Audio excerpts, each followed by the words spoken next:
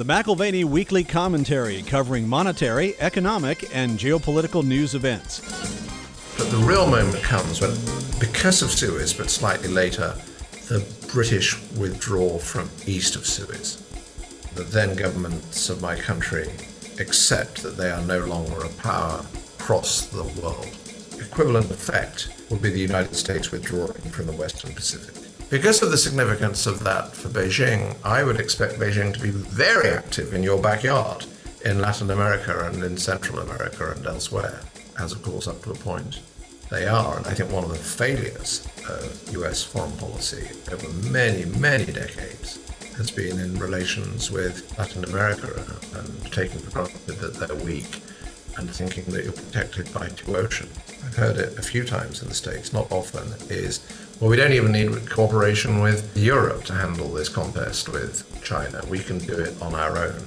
To which the answer is, yes, you may be able to, but the probability of that isn't high enough for you to proceed on this basis. Now here are Kevin Orrick and David McAlvany.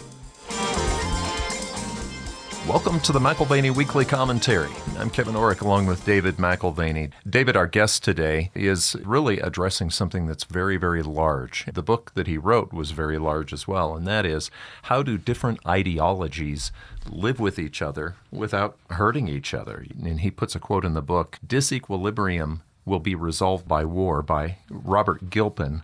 And actually, I think what Paul Tucker is doing with his book, Global Discord, is to say, no, it does not have to be that way. We first had Paul on the program to discuss his book, Unelected Power, and I think it's very important to engage in conversation around global discord, values and power in a fractured world order. He's currently research fellow at Harvard Kennedy School and does a great job of marrying political theory and political economy. He holds a variety of other responsibilities as a director at Swiss Re. He spent 3 decades in central banking. From 2016 through 2021, he was the chair of the Systemic Risk Council. He served as the deputy governor at the Bank of England from 2009 through October of 2013. And I think he's done a marvelous job of bringing together 3 areas which, frankly, are not often brought together, and that is public policy and expertise in the financial markets and with strong academic chops as well. Paul, thank you for joining us again. Let's start with your core thesis. Where states fear each other, they will tend sooner or later to restrict cooperation and independence to areas where they feel safe or that are vital for a semblance of international order. You suggest that China and the West have entered a lengthy period of contest or struggle or competition that will last many decades, even a century, based on ideological differences. Should we think of this in terms of geopolitical conflict, or how different is this from the Cold War? We should think of it as certainly a geopolitical contest and one that could tip into conflict. It's different from the old Cold War for the moment in one very important respect. This is everywhere, in everything. Neither side can knock out the other and is deeply ideological. The old Cold War was the same in 3 of those dimensions, but it wasn't in everything, for the simple reason that Stalin walked his bloc out of the highways of the international economy from the late 1940s and 1950s. So the Soviets were at all of the big conferences before the end of the Second World War. The Bretton Woods Conference. In fact, I stayed in the room at the Bretton Woods Hotel, which was occupied by the Russian delegation, decades afterwards, obviously. But they didn't participate in that.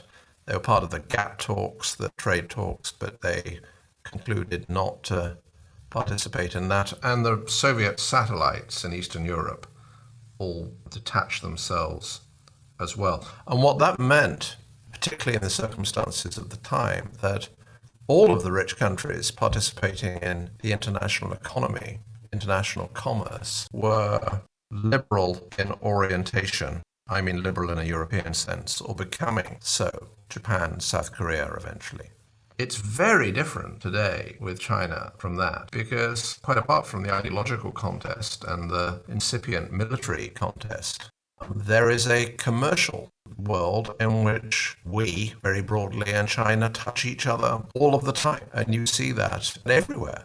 In rare metals, in their ownership of ports around the world, in their position in the equity market, the US Treasury bond market, FDI in both directions. So it's more complicated for the moment than the Soviet Western Cold War. Global Discord has a chapter that deals to a large extent with this difference in ideology. And there's one particular quote at the end of chapter 9. China is an illiberal state seeking leadership in a liberal world order. So it really is a contest of ideas, and that too is sort of a similarity with the old Cold War. Is that reconcilable? I think not easily. It's a quote from Elizabeth Economy, who's now at Stanford, but for a while was I think an advisor to the Commerce Department in the Biden administration. But before that, she had written books about China, and that quote is taken from one of her books, right at the end of a chapter that is about the deep ideological differences, if you like, Chinese civilization and Western civilization. I don't actually think it's a civilizational struggle. We can come on to that. But the differences are very deep because the histories are very different of how power and authority related to people. The history of the West, which is really a history of Europe before it moves to America, is a history of fractured power and then of rival authority between secular emperors and the Catholic Church, the Pope.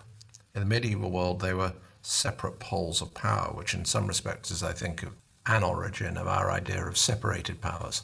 We have inherited an idea of the individual that is different from the Confucian tradition of individuals always being defined by their roles and their relationships, and in particular, a structure of hierarchical relationships. China's not alone in the world or in history in having a power structure that leads to one person. There have been plenty of other examples over the centuries, but that has not been true in our world for many hundreds of years. That means, I argue, that the differences run very deeply and will be hard to reconcile. And I think one sees that in the way that China has behaved towards its neighborhood over the past 10 years or so. You know, Chapter 9 highlights a few critical points which I hadn't considered. The one that you just mentioned, the differing conceptions of the individual, and this dates back many, many centuries for the Chinese. The other is the rule by law as opposed to the rule of law. Maybe you could expand on that. The first thing to say about it is there was a very ancient Chinese dynasty, the Qin, which is where our way of saying it, China, comes from, which is 2,200 years ago or something like that. They didn't rule for very long, but they ruled by law. It wasn't kind of ruled by wisdom, it was ruled by rules. But the rules weren't tempered by the rulers themselves being subject to the law. I mean, one of the great breakthroughs for us in the way we think of ourselves and, more importantly, the way we live our daily lives is that our lawmakers are themselves subject to the law, however grand they be. And this isn't just a point today about American presidents or British prime ministers, German chancellors, etc.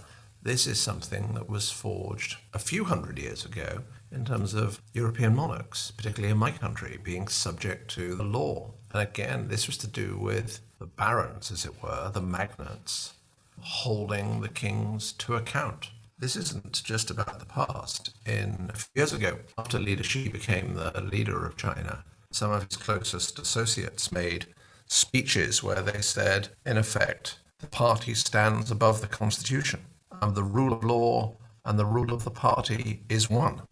One of the things I want to try and get across is separating how we feel about that in a judgmental way from just understanding it. This is a tradition. It is a tradition where rulers can be above the law. And that is not our tradition. We started out the same, of course, and we got to a different place through many struggles. And the Qin ruled by law, but not with the emperors being subject to the law themselves. That's gigantic, actually. Yeah, so for us, it's the Magna Carta, it's the Treaty of Westphalia, it's a number of other agreements which serve as the basis of the rule of law. Without that history, the rule by law is more common. So you said this isn't necessarily a civilizational difference, maybe just an ideological difference. How do we navigate these differences when considering global discord or peaceful coexistence? So the way you've just posed the question is, isn't that a civilizational difference? My answer is yes. But my answer to the question, and does that mean the contest is civilizational? My answer to that is no. And this is really important. And actually, it became important for me personally as I worked on the book, because South Korea, Japan, Taiwan, but let's just focus on South Korea and Japan. They are Confucian heritage states with representative democracy and some separation of powers and the rule of law.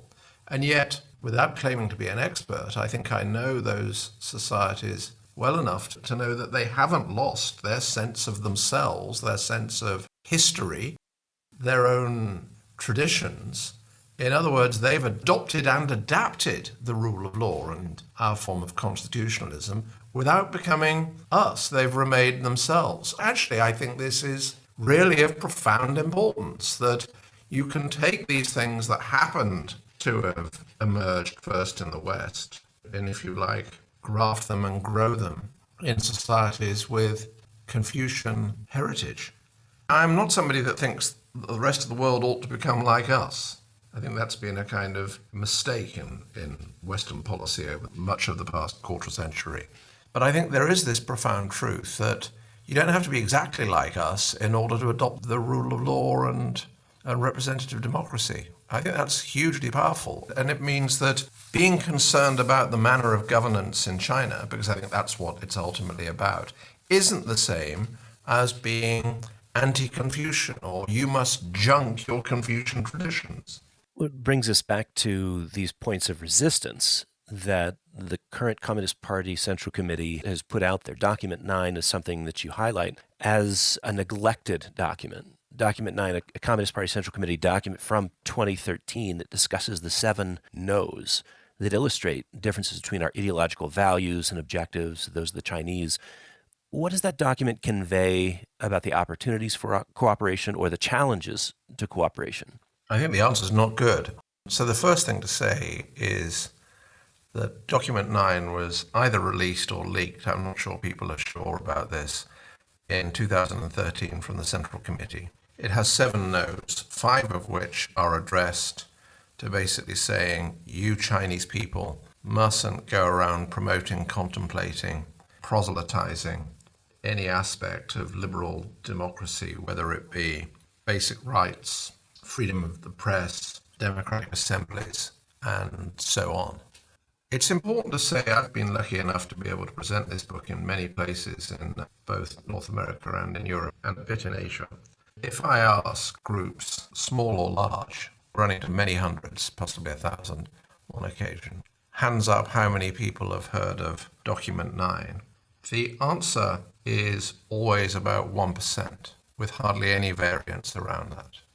And this is a very surprising thing, given that this is released not long after Xi becomes leader, and it basically says, we absolutely reject the ideology of the Western political system, and you Chinese people had better remember that. And I think it does not rule out cooperation and coordination where it is plainly in the interests of both sides. The word side is a word that Beijing would use. But going back to where you began, I think it does underline the extent to which we do not have deep values in common. And we are a risk to each other. I think this is symmetric. We are a risk to each other. And therefore, I think it is natural that there will be some decoupling. Now, in a sense, I was both calling for that and predicting it before it got underway. In the trade area, it's now called friendshoring. And of course, I accept and have always accepted the point that this process can overshoot. And there is a risk of it spiraling away into the kind of protectionism that impoverished great parts of the world, including our parts of the world, in the 1930s. But I was recently at a presentation in a conference in Washington, and someone was saying eloquently, this friendshoring, it's welfare depleting. And I asked the question, well, are you taking into account the welfare costs of a superpower struggle where we lose? And we lose because we're unnecessarily or avoidably vulnerable through dependence on various things from China. And the answer was no, that's not in my model. And all I'm saying is, well, actually, the first political question is always one of safety and order and security. And we mustn't forget that. And that needs to be balanced against everybody's desire for prosperity and trade. There's no formula here. I don't know the answer to the question I'm now going to pose, by the way, but you think about the massive factory that Apple has in China. And imagine that in some kind of conflict, God help us, our access to anything from that vast factory, the factory is the size of a city, was switched off. We lacked access to it. There is a really important question about whether this would be really inconvenient for consumers around the world, including consumers in North America and in Europe as well as elsewhere, or whether it would be more dangerous than that. And I think there is no substitute for people right at the top in the key capitals, and therefore most important of all by far, Washington, just having to make these judgments about what is really going to matter in a conflict and what is not going to be absolutely vital. We're in a curious state of affairs where we need greater leaders than we've needed for many decades, after a period in which politics on both sides of the Atlantic has been more fraught than for many decades. But that's where we are. That's what the geopolitical tectonic plates, that's where they leave us. A recent survey in Europe amongst business owners suggested that about 7% saw an improvement in relationships with their Chinese counterparts. 54% saw over the next 3 years a decline in those relationships. And, we've seen a number of U.S. law firms shuttering their offices in Shanghai and Beijing because business is slowing down. And I wonder if this isn't the front edge or maybe the consequence of this friendshoring. Mexico now is number one trade partner with the U.S., where it was China previously. This brings to mind for me the consequences of a financial market accident. If a financial market accident were to occur in China, how does that impact the longer-term Chinese objectives? So there are two big questions there, if I can try to separate them out. The second one is what happens if there's some kind of financial crisis, let's say, in China. But the first one is if people are reining back, it's just the way things are going to go. And what I want to say about that first part of your question, if I may, is yes, but sometimes no, in that if I'm even just broadly right that this is going to go on for many decades, maybe longer than a century, then I think the closest comparison is between the long struggle between my country, Britain, and France, when it was a great power from the end of the 17th century to the beginning of the 19th century, roughly 120 years. And during that period, there were lots of wars. Of course, there weren't nuclear weapons, so the wars weren't completely fatal, but they were world-changing, including for North America. But there were periods of rapprochement, of calm and trying to find points of cooperation. There was some kind of trade deal in the middle of the 18th century. I don't remember exactly when now. And this was a beacon of hope. And then actually France and Britain fell into squabbling again and perhaps having another war, small war.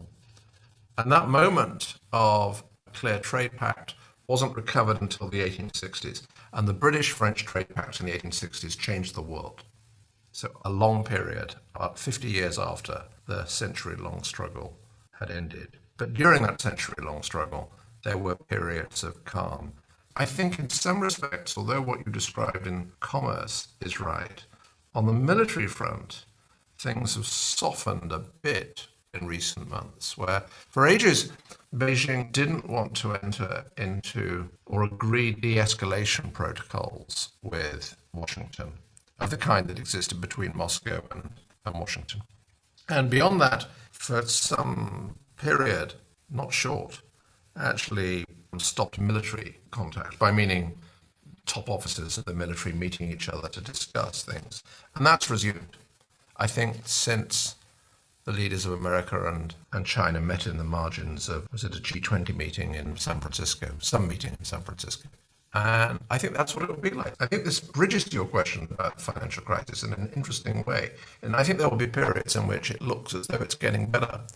And everyone will say, or too many people will say, oh, look, it's over. And it's almost the inverse of that. I think if China has some kind of financial stumble, as it might, there is a lot of debt inside China. It's obviously not at all externally indebted. It's a massive external creditor. The United States and the UK are massive external debtors. But it's got lots of internal debt, and it could easily stumble. And were it to do so, I think that lots of people around Wall Street and around the City of London will say, well, that's it. That's it, all over. They're moving sideways now, like Japan did from the 90s. And I think that will be a mistake. It will certainly be imprudent, even if it turns out to be true in practice after many years.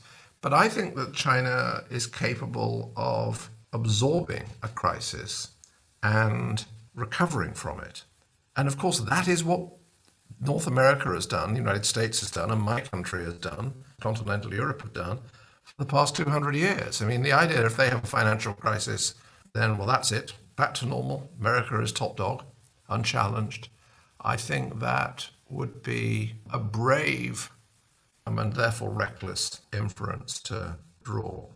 And I think, if I may say one more thing about that, I think the comparisons that some people sometimes make in terms of, oh, they've got too much debt, they'll stumble, like Japan. Japan and Germany was a great irritant to the United States in the 1970s and into the 1980s, because Japan and Germany were the two other economies to do really, really well some while after the Second World War. And Washington was no longer completely unchallenged because there were these incredibly dynamic economies who, for goodness sake, had been on the other side in the Second World War. But by the time all those squabbles were taking place, which led to the Plaza Accord and the Louvre Accord about the dollar and the yen and so on in the 80s, Japan and Germany were constitutional democracies that were sheltering under the security blanket provided by the United States. China does not shelter under the security umbrella from Washington. Europe does. Japan does. It's a kind of very interesting relationship between the US and its allies. But China does not. And it has the differences in system of government and ideology that we talked about earlier. So that's a long answer, which is, yes, there may be a crisis in China, but unless it dislocates their domestic politics, and I mean really dislocates it, then I think not much will change in terms of the contest. And the Communist Party has proved remarkably resilient in the face of domestic crisis, whether it's the famine that follows the Great Leap Forward a long time ago, or the huge turmoil during the Cultural Revolution, and many changes of leadership. Well, the Chinese do seem to be moving forward with what is at least a sector crisis within their real estate development area, with Evergrande and Country Garden and Lawn for and Kaisa and Wonka, and these companies under acute stress with an overbuilding of real estate, 60 million units empty. Goldman Sachs estimates a shadow inventory far greater than that. It seems that they are limping along. The question is if they've just transitioned their locus of growth back towards what they've been dependent on for some time, mercantilism, produce goods, distribute them throughout the world. If they have to pivot to that or back to that for growth to hit their GDP targets, does that become contentious in terms of global trade as they try to maintain a larger slice of the global commercial pie? Yes, economic orthodoxy, and probably in terms of political comity, the best thing to happen would be China emphasizing domestic consumption growth more and net exports less. And there are good reasons to think that isn't going to happen. There are good reasons to think that they find it hard to detach themselves from the system of subsidies that exists in their domestic economy and behind many of their exports as well, which was at the root of a WTO dispute about a decade ago. For those of your listeners, I think your listeners will know this already, but just in case, for anyone who's thinking, well, absolutely terrible, all the subsidies in the Chinese economy. If you sit in Europe, the Fannie and Freddie system for subsidizing home ownership via mortgage guarantees is absolutely extraordinary. Why would a rich country need to do that? The point isn't the judgment. The point is actually the formidable political difficulties of moving away from that. It is, in this respect, one can bring the same analytical apparatus to thinking about, can China get rid of its subsidies? Well, probably not easily. Can the US get rid of its subsidies? Probably not easily. Can Europe get rid of its system of very different subsidies? Probably not easily. Subsidies are difficult to remove because people like them. And this is nothing to do with political partisan comments. Many of the subsidies in the United States are to operate very strongly in red states. You use the terms thick or deep to describe societal connections. It doesn't seem that we have many between the PRC and the West.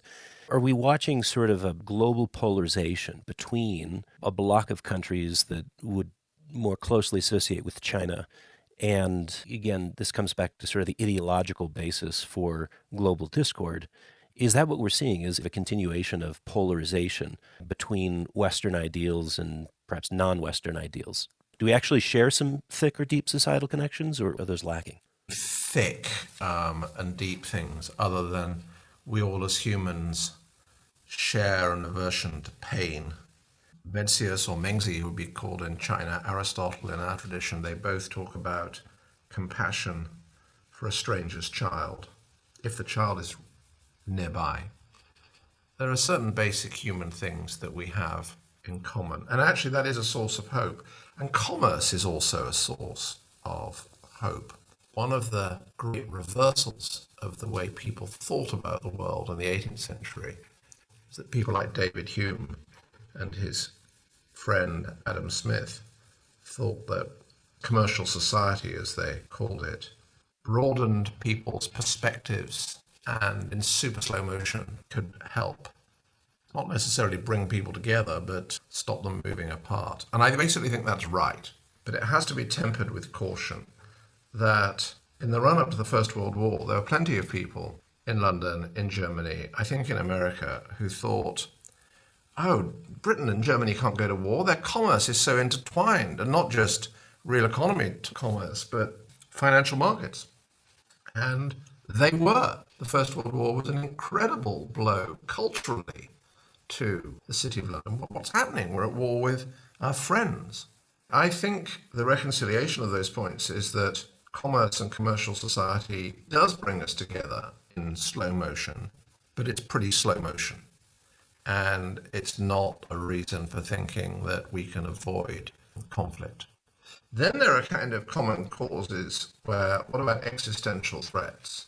Can we make a common effort together on climate change? You know, the big actors on climate change have to be the United States, Europe as a whole, China and India. And you'd want, as a former official, the COP conferences are vastly too big to reach the kind of agreements that are needed. And so lo and behold, it's bilaterals between Washington and Beijing that really matter. But now say you and I are advising the leadership in Beijing, and we've been pressing some measures to alleviate climate change in ways that would join with the Western world.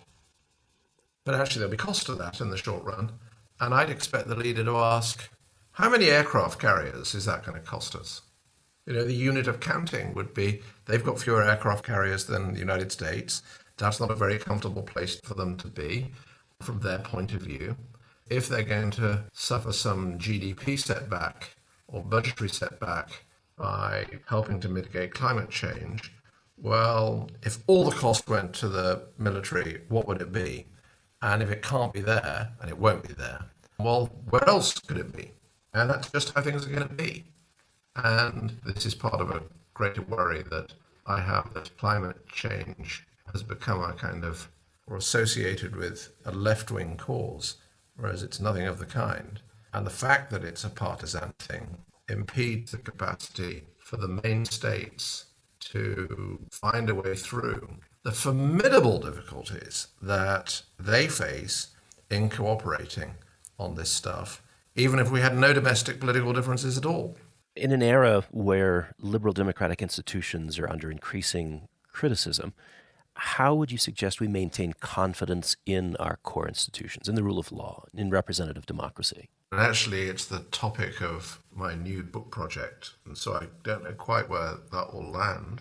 I think part of the answer is we have to remain confident in our political way of life and remind ourselves just how precious it is. Not so long ago, in Hume and Adam Smith were celebrating commercial society, where it wasn't so long before that a man in Europe was tied to the land and couldn't move to find work elsewhere. They couldn't sell their labor. It's absolutely fantastic that we've been able to do that and build a liberal society where liberal doesn't mean left. I mean, one thing I would recommend Americans to do is increasingly use the word liberal without it meaning left. I have no partisan preference, but the people that are called progressive, we'll call them left-wing, and call various other people right-wing. And there's nothing necessarily left or right about being liberal, because liberal is the umbrella in which we provides us with certain basic rights and ways of choosing who's govern us for now. Maybe right-wing governments, maybe left-wing governments for a while. They all disappoint us eventually and they lose, and we carry on. And that is true whether one has a presidential separation of powers system as in the US, or a parliamentary system as in the UK, or a semi-presidential system in France. The things I've just said are true in all of them. And we ought to remind ourselves that it's not to be taken for granted. It's an achievement, a political achievement. It's not an achievement of the people that wrote all the books, famous though they are. It's the people that took those ideas and made them tangible in institutions. That if you go to court on either side of the Atlantic, both sides will have a say. The documents will have to be disclosed. As soon as one thinks like that, it can also alert us to things that we need to improve. Judges should not be partisan. Chapter 1 begins with a famous quote from John Connally, Nixon's Treasury Secretary, on the dollar. The dollar is our currency, but your problem. We have the U.S. debt and currency markets, which are relatively stable to date.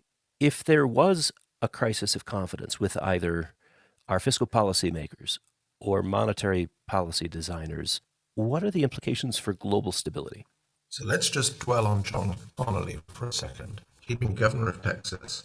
I think he was in the cavalcade, maybe even in the same car. I can't remember, I apologize for that, when President Kennedy was assassinated.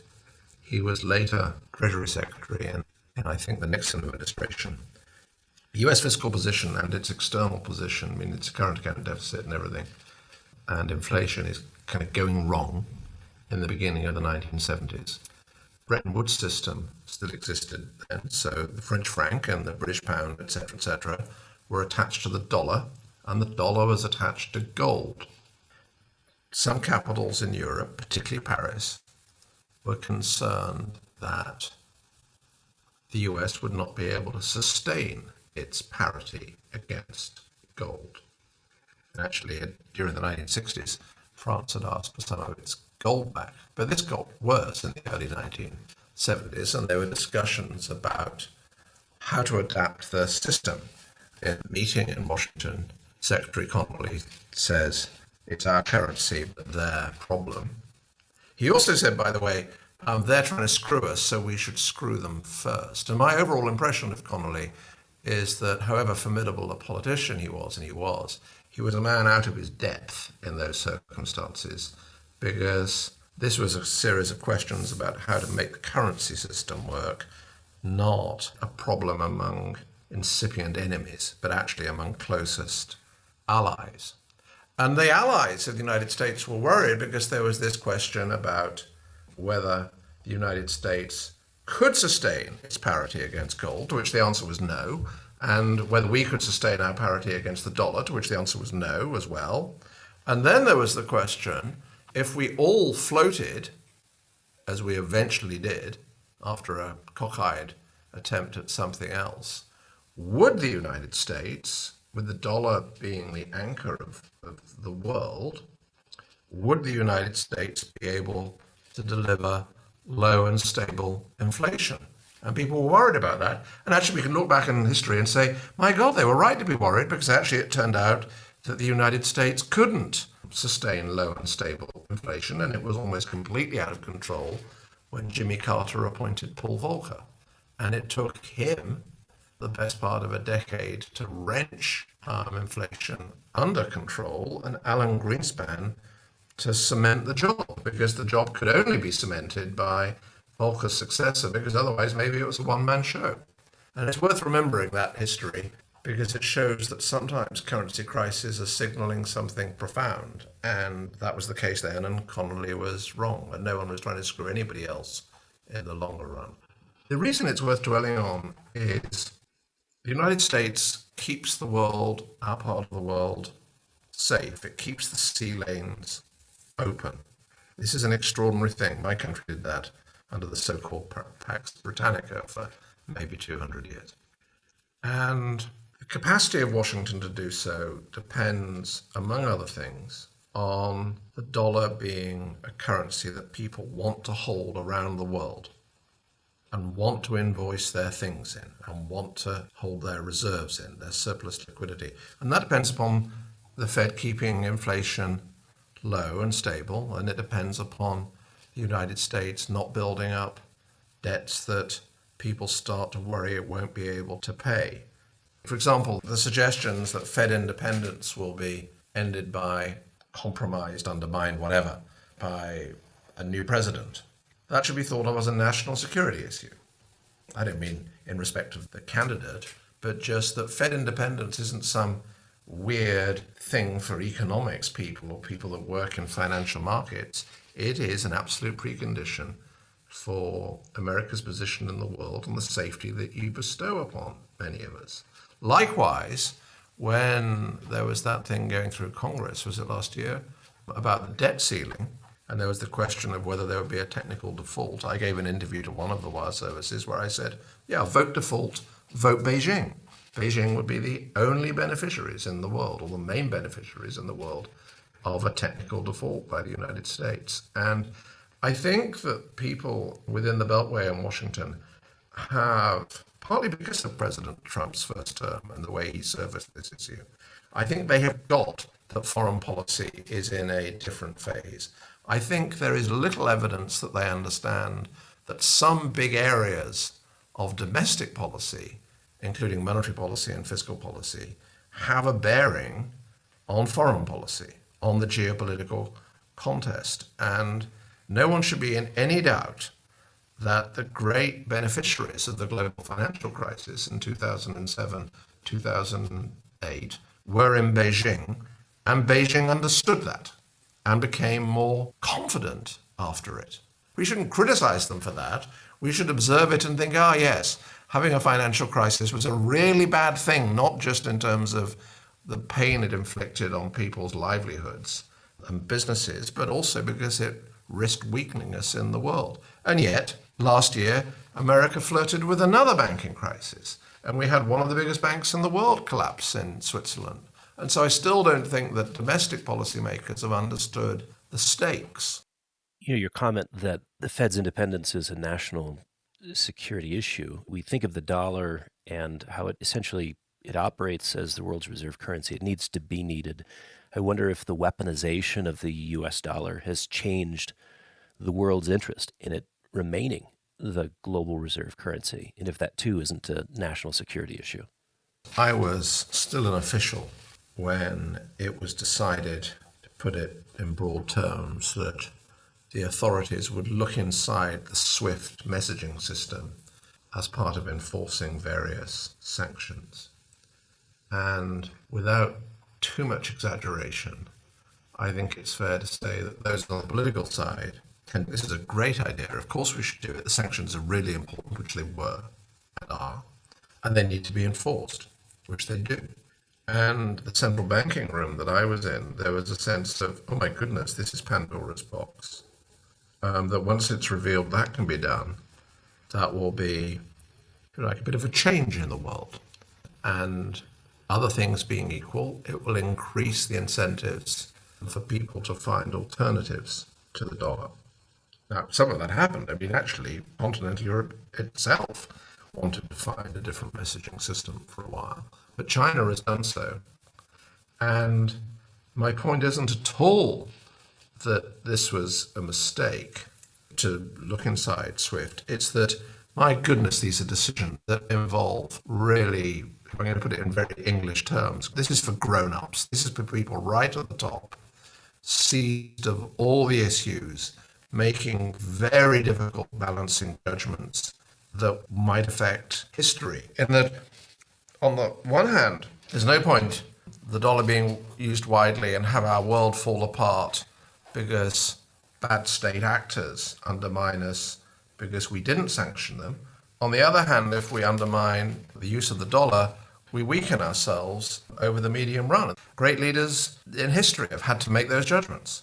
And what's important is that they understand what they need to balance. There was a former US Treasury Secretary, Jack Lew, gave a speech in the United States a few years ago. I draw from it in my book, Global Discord, and former Secretary Lew was arguing not that the wrong choices had been made, but that actually it was really important not to think this was some kind of free lunch and become, again, a rather English way of putting it, become overexcited about the use of sanctions, but weigh the costs of doing so. And there is no formula for this. A recent Wall Street Journal article suggested that the increase in gold purchases amongst central banks was a means to making reserves quote unquote sanction free. And so we think of the dollar, the weaponization of the dollar, what's happened since 2022, the imposition of embargoes, asset freezes, the removal of Russia from the SWIFT system. Just this week, we had the Indian Central Bank repatriate 100 tons of gold from the Bank of England. We've seen an uptick in gold ownership among central banks. As a former central banker, how do you interpret the increased demand in gold by reserve asset managers? Partly that main central banks haven't done a good enough job of keeping inflation down. So part of this increase in demand could just be as an inflation hedge. I mean, if you want an inflation hedge, gold's going to be a lot better than crypto. People think that crypto could be a hedge, but that's kind of slightly bonkers. I think it's also slightly geopolitical. With India, this started when I was still at the Bank of England. They had gold in the Bank of England vaults. The Bank of England, UK itself doesn't hold very much gold, but it's still one of the biggest gold vaults in the world on an agency basis. And Indian politicians in the Indian Parliament had said, why is our gold in London, if you like, in the former colonial invaders, and we should have our gold back in India, which is a terribly expensive thing to do because they probably had to insure the transport of it. Things like that are going on that are different from an increase in demand for gold. I also saw in recent days a survey from an outfit in London, but actually with a Washington branch, OMFIF, a survey of reserve managers around the world, central bank reserve managers, revealing that there had been an uptick in demand for the dollars.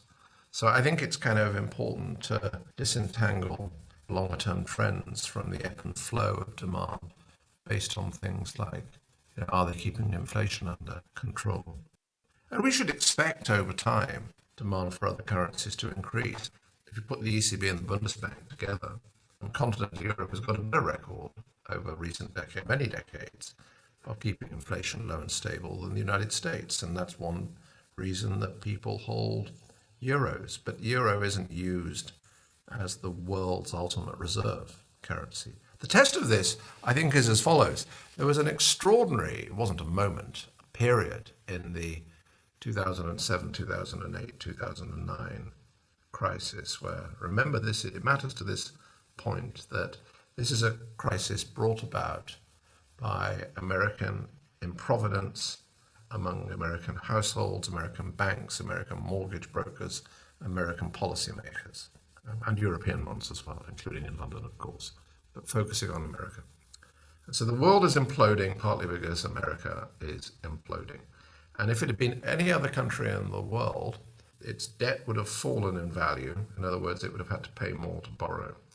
But in fact, there was a rush of demand around the world to hold US Treasury bills and short maturity US Treasury bonds.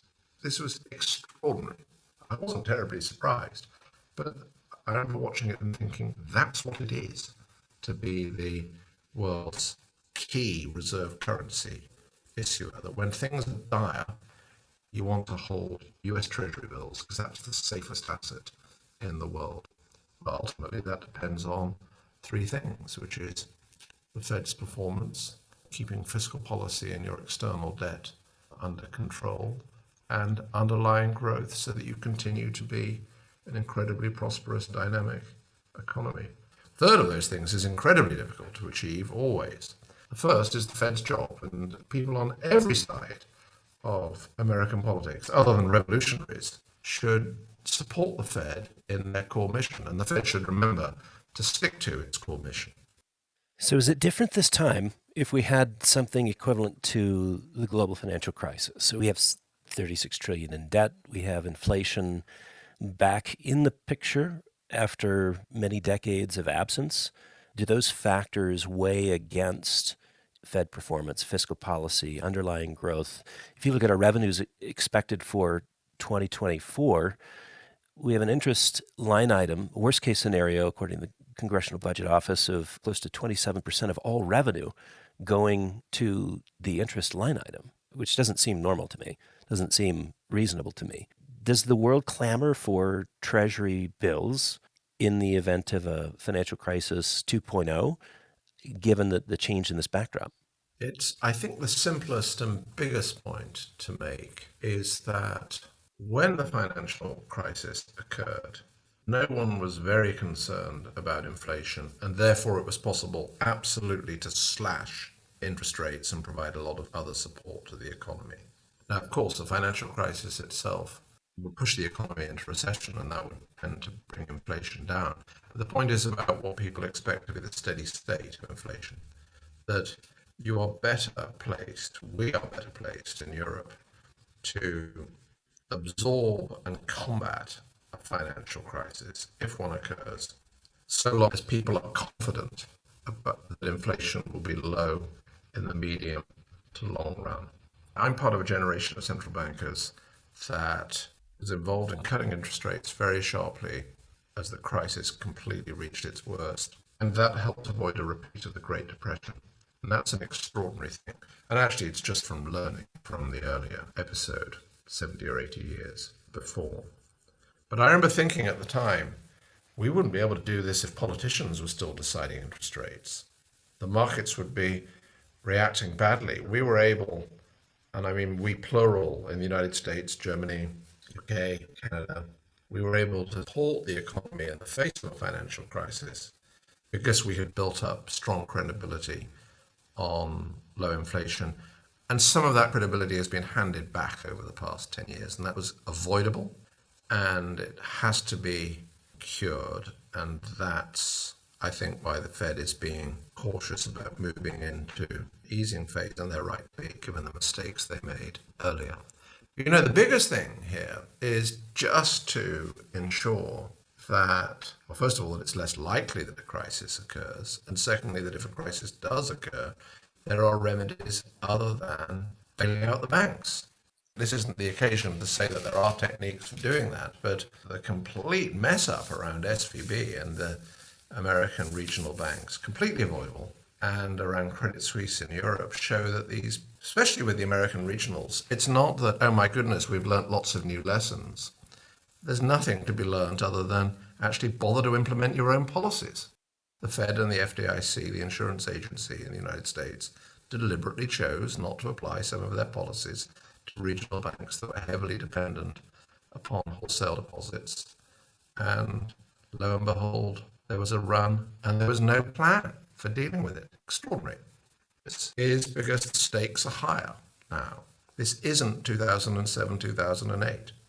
I think there are three massive things in terms of, if you like, precepts for public policy in the decades ahead. One is remove avoidable vulnerabilities that could harm us in a conflict. Secondly, remember we need friends and allies everywhere, and don't be a kind of fly-by-night friend But remember, decade in, decade out, those friendships, that's, hegemons need to understand that. Washington hasn't always been good at that. I think it's been much better under President Biden than it was for quite a while before that.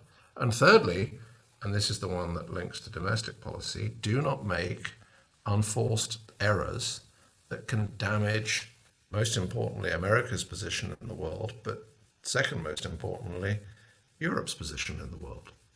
And just in, the world of banking, the evidence of 2003 is that people haven't got that.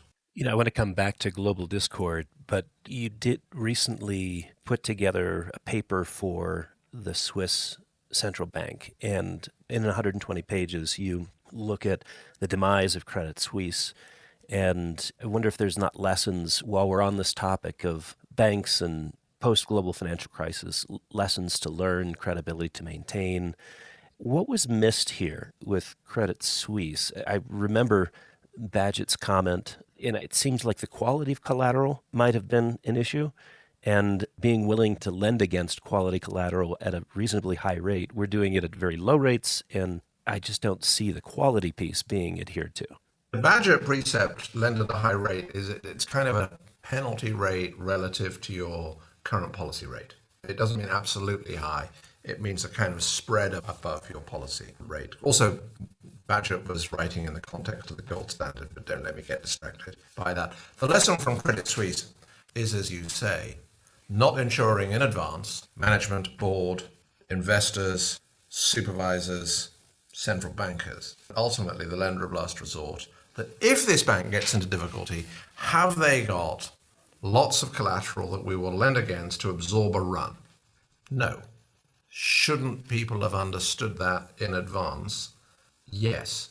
Had they understood it in advance, what could they have done? Well, they could either have pushed Credit Suisse Group to hold more collateral that central banks would lend against, or say to Credit Suisse, well, in your private banking business, for example, where your assets are going to be pretty exotic, well, fund that out of longer-term debt and equity or whatever, quasi-capital instruments, rather than out of, to put it in its extreme, overnight deposits. And banks are runnable. They are inherently fragile. Even the best run banks are inherently fragile. And we have deposit insurance to help forestall that, and we have lenders of last resort to help forestall that, and a pile of other things. But the lender of last resort relies on the bank having assets that it's prepared to lend against. And my test for that when I was making these decisions was, well, we need to be able to understand these instruments. We need to be able to manage them if we hold them outright, if the borrower defaults. I don't think the Swiss passed that test, and I think other capitals should have realized that in advance. And I think that's a big lesson for the New York Fed, the Bank of England, and others. And the way through this, by the way, and former colleague, Governor of the Bank of England, former Governor of the Bank of England, Mervyn King, and I, for some years, have been advocating, well, ensure that banks hold assets that will cover X% of their short-term liabilities. Now, Mervyn and I would have X very high. We'd have it at 100%. But the point is you operationalize the decision. This isn't kind of regulation of rule books. It's prosaic stuff that you would do as part of risk management and would be part of day-to-day practice. And the reason we've got into this is not because this is meant to be a conversation about finance, but because it's a good illustration of the West having been pretty close to a really serious financial crisis last spring that would have been incredibly damaging to the geopolitical context, but actually should have been easily avoidable. And that we just have to grasp, our political leaders, people in Congress, people in the European Parliament, people in the European Commission, Frankfurt, London, they need to understand that the stakes are now higher. And the banking lobby and the shadow banking lobby, the credit fund lobby, needs to understand that this isn't just about the same set of issues as we're all used to it being about, which is where there's a bit of to and froing. The stakes are higher now. Anyone that lobbies for a less resilient financial system is essentially lobbying for Beijing being the winner in a financial crisis, and that's not sensible, is my argument. I mean, actually, that's along with trade and a few other things. What I care about is the survival of our way of life. I'm much more interested in that than I am in lender of last resort policy. I just happen to know about lender of last resort policy. So Beijing wins when we make mistakes. Let's come back to your book. Let's discuss your 4 scenarios. Predictions are notoriously difficult. So you lay out the lingering status quo, a superpower struggle, a new Cold War, or a reshaped world order. I don't know if you want to go through each of them, but perhaps a preferred outcome and how we can get there? Let me start by saying I think that there is no prospect of a new world order until we can see whether India is going to rise and be a great power, conceivably Indonesia. The way for your listeners, I think about this is if you take a country with a vast population, if it grows pretty fast, 5% plus, it's going to grow a lot over 20, 25 years. There's something to be said about anticipating China's rise in that respect. But if India, Indonesia, both got vast populations, performing pretty well, both economically, if they keep this up, I'm not saying that they will, but if they were to keep this up for a couple of decades, they're going to be powers. And then I think we would see a new top table in the world emerge, which of course the United States would certainly be at. Europe, taken as one unit, would certainly be at. And then I think we'd start to see a new world order. But for the moment, I don't think we can, because we don't know whether over the next half a century, whether this is a contest between America and its friends, Europe behind it, Japan, South Korea on the one side, and on the other side, China and its friends, Russia, Iran, elsewhere on the other side, or whether actually that can't reach an equilibrium because there are going to be other rising powers. And we made the mistake, from our point of view, we made the mistake of essentially ignoring the possibility that China would become a great power, and we shouldn't ignore the possibility India and others will become great powers. And actually, to be fair, I think one sees that in the way that the current US administration and European governments are trying to conduct their relationships with India. So I think New World Order is off the table for the moment. Nor are we going to live in a lingering status quo unless there is some kind of social and political revolution in China. And I don't think we're going to be able to bring that about, even if we were to want to. And I think if we tried, it could be a false move for us. So I think we live between superpower struggle and new Cold War. A new Cold War, I think, would mean a complete decoupling of commerce. And I think actually we're better in a superpower struggle, a superpower contest with some safe trade than we would be in an out-and-out new Cold War. But I don't want to predict which. I think superpower struggle is better than new Cold War. But there are already some features of a Cold War. I think some of what's going on in the world now is proxy wars. Mr. Putin would not be able to prosecute his war against Ukraine without Chinese acquiescence and a degree of Chinese help. That means that it's China's policy for Mr. Putin to conduct that struggle. That doesn't mean they like it every day. In the old proxy wars during the Cold War, that doesn't mean Moscow and Washington were always happy with the people that were kind of acting under their blanket. But I think that's where we are. I think we're drifting towards Cold War, both because of proxy wars and because of trade disentanglement. But actually, somehow we'll do better to stay in some kind of superpower struggle. During the 18th century struggle between Britain and France, which actually really was the first true world war, including the American War of Independence, the Revolutionary War, it was also a century in which the Western world became more prosperous and led to the Industrial Revolution. So we need a world somehow where this contest is going on and we don't impoverish ourselves in the process. And that's a shared interest. That's in the interests of Beijing too, but formidably hard to achieve. So when you describe a lost opportunity in international relations, would that be tied back to you're sort of missing the significance of the rising powers, India, Indonesia, and others? Not that this matters, for goodness sake, but I changed my mind about something while I was writing the book. I had thought the end of history, fascinating though the book was, I wasn't convinced that it had really affected policy in a profound way. And I've come to the view that there was an end of history moment in Washington and in some European capitals. And it is most evident in the terms of the World Trade Organization treaty. So this is best explained by telling a brief story, which was about a decade ago. China was using its state-owned enterprises to subsidize exports by the businesses. The United States, Washington said you can't do that. That's against international law. So you either need to stop or we can put tariffs on your exports, leveling things up again. And Beijing effectively responded, well, you're right that we're subsidizing them, but they're not illegal subsidies. And the appellate board of the World Trade Organization found in favor of Beijing on the kind of, I think, distinctly odd grounds that state-owned enterprises were not public bodies within the meaning of the treaty.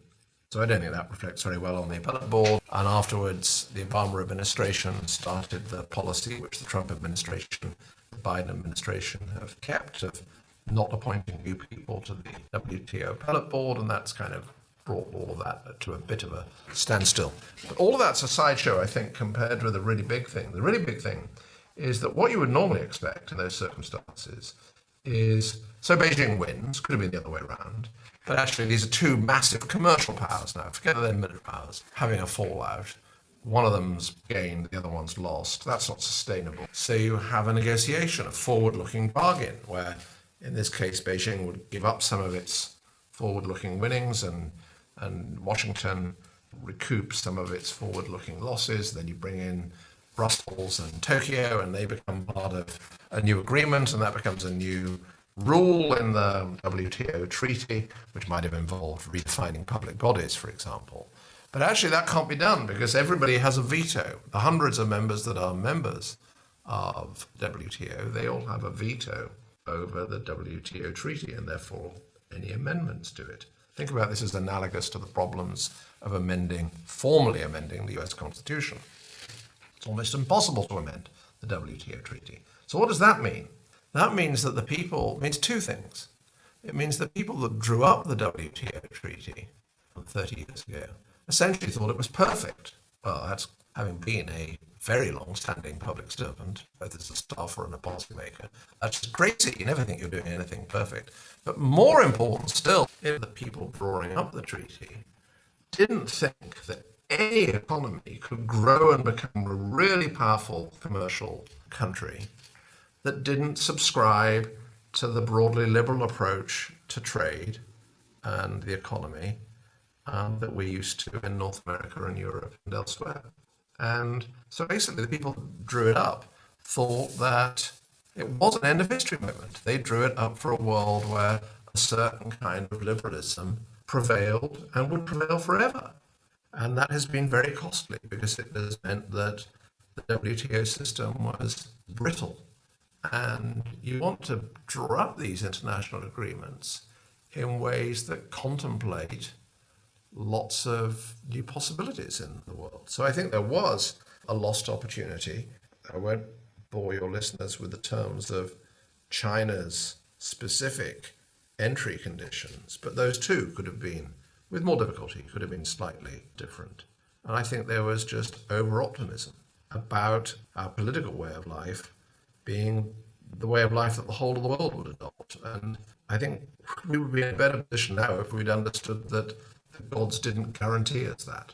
So if the possible paths forward, a superpower struggle and a new Cold War are the most likely, the decoupling of commerce being something that would be associated with a new Cold War. I think about the Chinese activity in the South China Sea, recognizing that their interest in international maritime law is way down the list of priorities. But Taiwan is central because if they were to move on Taiwan, estimates are that that would cost the global economy roughly $5 trillion in terms of the inaccessibility to semiconductors. We're right there in sort of the decoupling of commerce. Commercial powers in conflict, now theoretically a country that controls something that's vital to the global economy. That move into Taiwan, if it were to happen, would that signal to you that yes, superpower struggle has been set aside, this is a new Cold War? Yes, it could well. I think one has to bring in how Japan and South Korea would react. So one scenario would be that it leads to a sphere of influence in the Western Pacific for Beijing. In other words, the United States would withdraw from the Western Pacific, which would raise major issues for Japan and South Korea. And the world would start to look a bit more geographically segmented. This business of spheres of influence can be misleading. Of course, the Monroe Doctrine a long time ago gave the United States preeminence in the Western Atlantic. But the truth of the matter is that this was a policy that for a long time meant something only because London allowed it to. During the period where London kept the sea lanes open, now the United States keeps the sea lanes open. And one picture to have in mind is, say, the Malacca Straits, where so much of the world's goods trade passes through. Who in 50 years will be keeping that open? My goodness, that is a question that matters a lot. And the world will be a very nervous place if the Taiwan thing were to happen. I'm not predicting that at all.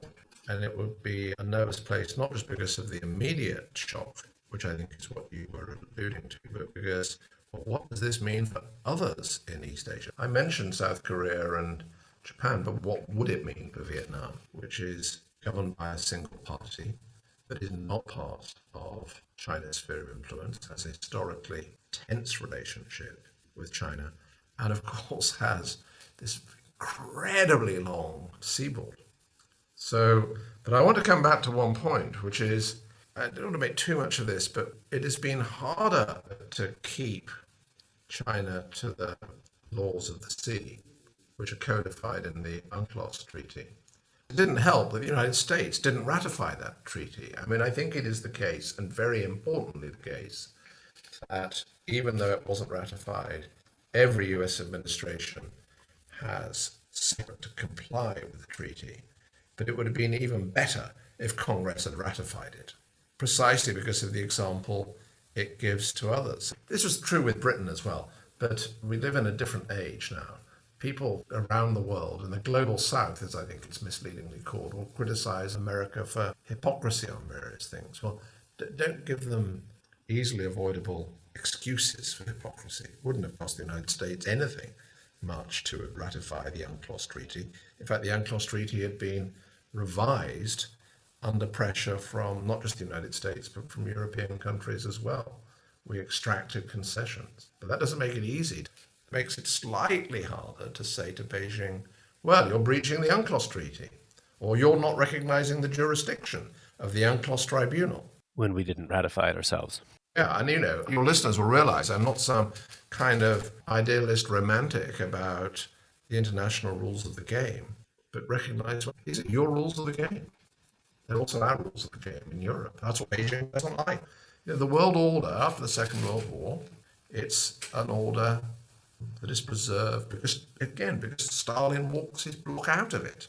All the big world regimes are basically made in our image, the image of Washington and the main European capitals. It's an extraordinary thing. So when I think of the Thucydides trap brought to sort of a contemporary conversation by Allison's recent book, I come back to the dollar, its hegemonic position, and that it's maintained that since Bretton Woods. I think of two different paths. Does circumventing the U.S. dollar and trade and invoice settlement ultimately erode the dollar as a reserve currency? That would be sort of a slow erosion. That's one possible path. The other, you just mentioned, 50 years from now, who keeps the Malacca Straits open? Maybe that is more event-driven. Do either of those lead us to that process of entering Thucydides' trap? It's a very good question. I think these are all ratchets. I mean, the key thing about the Thucydides trap is to actually remember Thucydides himself and the book. And that at one part of the book, this is the part of the book that Graham Allison from the Kennedy School at Harvard has used. Thucydides makes it sound inevitable that the rising power will chafe against the power of the established power, and the established power will be jealous against the challenger, etc., etc., and all inevitable. Actually, that's in a kind of few pages, but most of Thucydides' history of the Peloponnese Wars between Athens and Sparta is about the endless contingencies of it all, and implicitly about the things that actually all that could have been avoided, if only Athens hadn't been so proud and tried to take Syracuse and Sicily. The details don't matter, but there is no inevitability in Thucydides.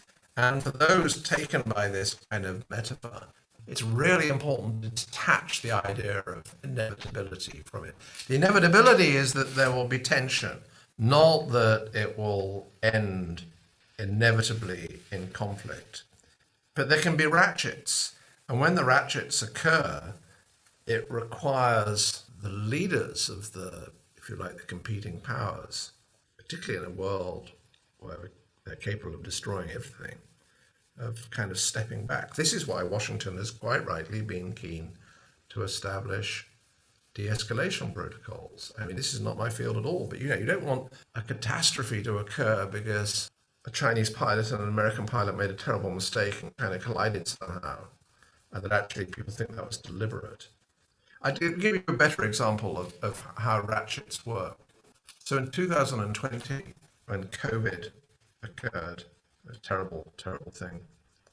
In some respects, I think historians will think the most important moment in 2020, bizarrely, wasn't that.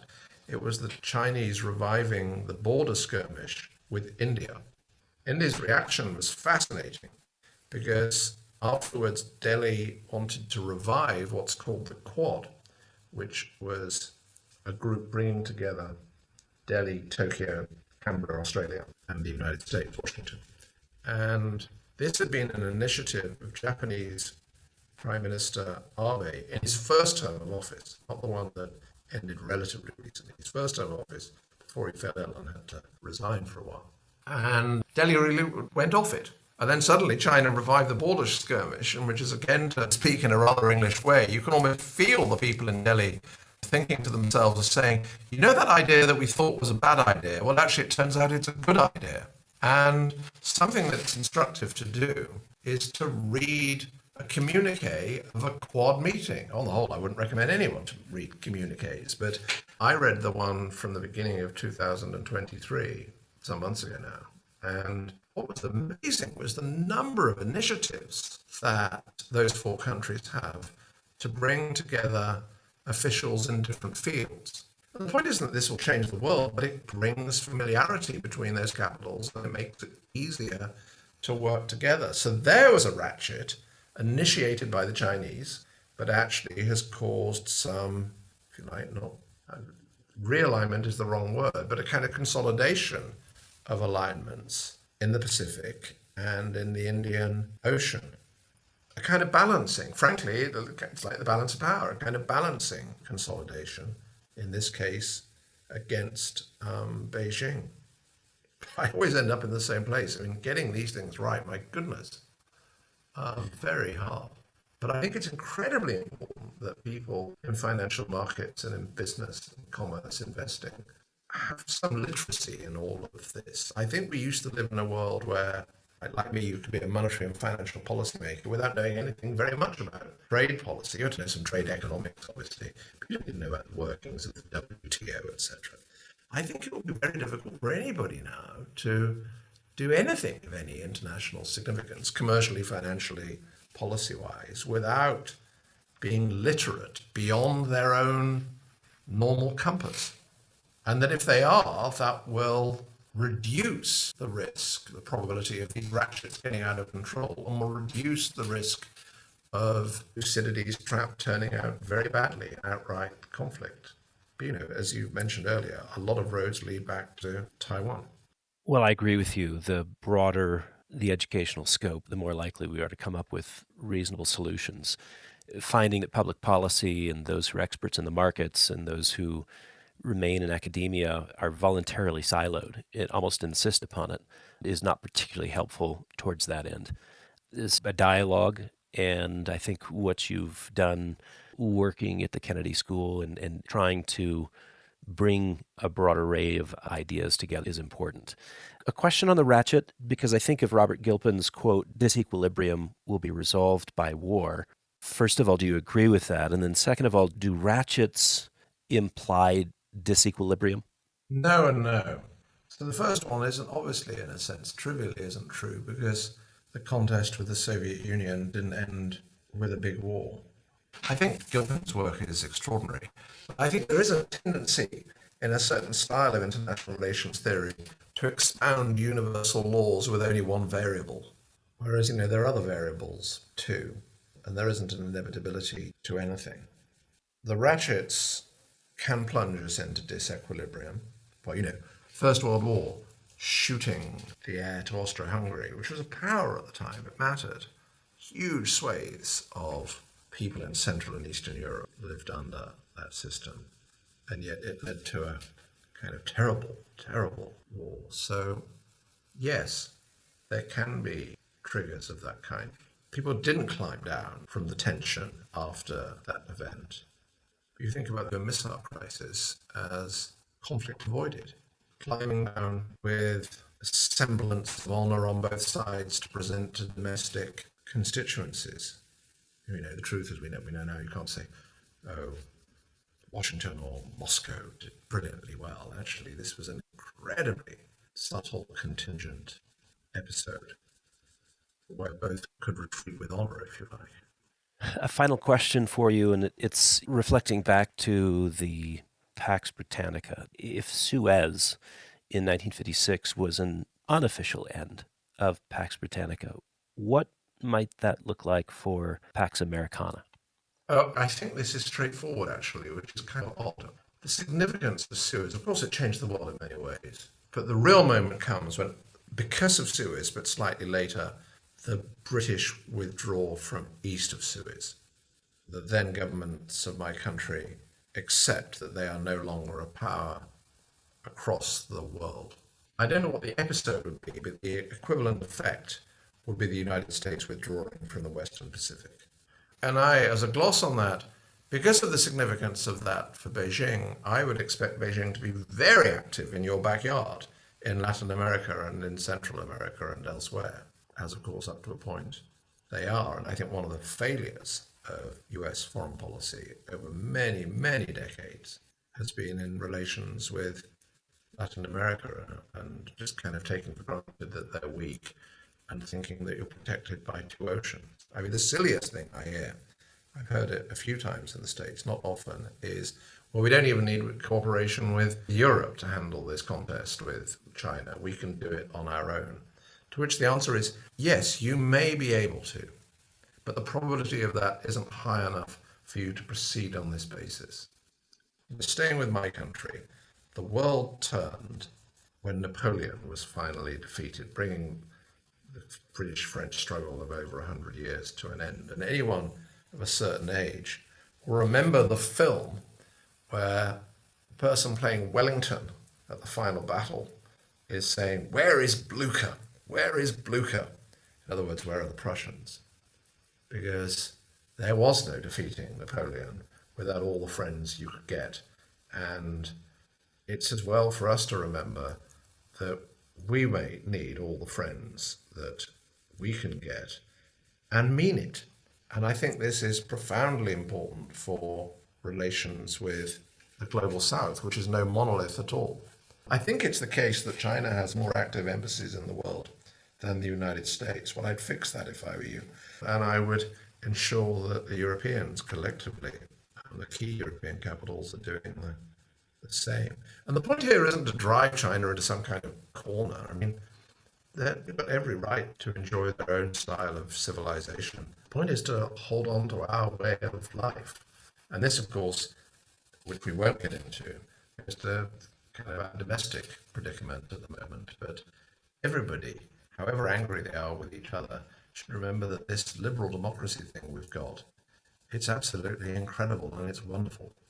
Well, I think it's a great place to end, remaining confident in our political way of life, remembering that it's precious, and also remembering to value our friends. Paul, thank you for joining us again, bringing insight to what is a very complex world that we live in, and we look forward to your next book. Thank you for the time today. Thank you, David, and thank you for such a rich discussion. I hugely appreciate that. You've been listening to the McAlvany Weekly Commentary. I'm Kevin Orrick along with David McAlvany and our guest today, Paul Tucker. You can find us at McAlvany.com, McAlvany.com, and you can call us at 800-525-9556. This has been the McAlvany Weekly Commentary. The views expressed should not be considered to be a solicitation or a recommendation for your investment portfolio.